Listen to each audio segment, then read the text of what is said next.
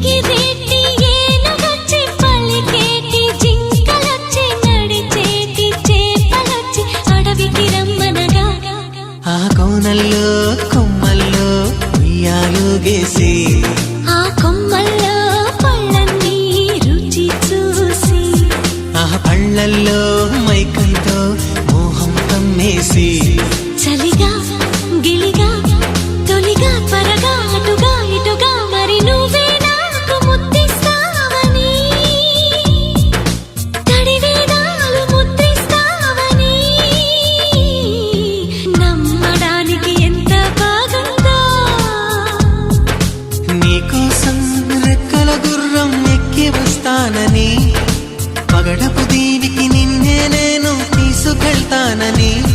ఇక ఏనాటికి అక్కడే మనము ఉంటామని